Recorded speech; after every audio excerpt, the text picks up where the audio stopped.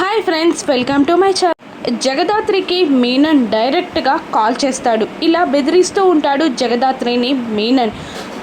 నువ్వు పెట్టిన కేస్ని వాపస్ తీసుకో అని మీనన్ బెదిరిస్తూ ఉండగా, కేస్ వాపస్ తీసుకోకపోతే అని అంతే గట్టిగా అరుస్తూ ఉంటుంది దాత్రి.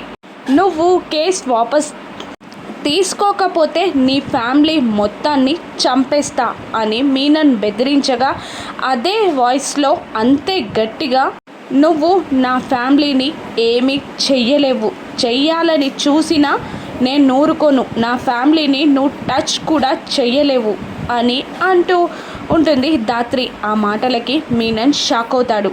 నా ఫ్యామిలీని కాపాడుతానని జేడి నాకు మాటిచ్చింది అని అంటూ ఉంటుంది జగదాత్రి. ఇక షాక్ అవ్వడం మీనన్ వంతవుతుంది. నీకు నా ఫ్యామిలీకి మధ్యలో జేడి నిలబడుతుంది అని గట్టిగా అరిచి చెప్తుంది ఆ దాత్రి. అయితే చూస్తా అని అంటూ కారులో వెళ్తున్న జగదాత్రి ఫ్యామిలీ మొత్తంపై మీనన్ అటాక్ చేస్తాడు. ఒక్కొక్కరిని కారులో నుంచి దించుతూ వాళ్ళని గట్టిగా పట్టుకుంటాడు. దాత్రి చెల్లి మాత్రం కారులోనే నక్కి కూర్చుంటుంది. ఇక మీనన్ దాత్రి ఫ్యామిలీని పట్టుకోగానే దాత్రి ఫ్యామిలీకి మీనన్కి మధ్యలో ఒక బైక్ వచ్చి ఆగుతుంది. ఆ బైక్ పైన జేడీకేడీలు కూర్చుంటారు. దాత్రి ఫ్యామిలీకి మీనన్కి మధ్యలో జేడీకేడీ అడ్డంగా నిలబడతారు.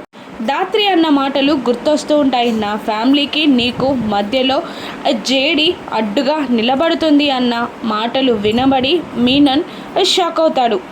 జేడీకేడి ఆ ఫ్యామిలీని మీనన్ నుంచి కాపాడగలరా? జేడి జగదాత్రి ఒక్కరే అని మీనన్ ఇప్పుడు తెలుసుకుంటాడా? రాను ఎపిసోడ్స్లో చూద్దాం. Thank you for watching.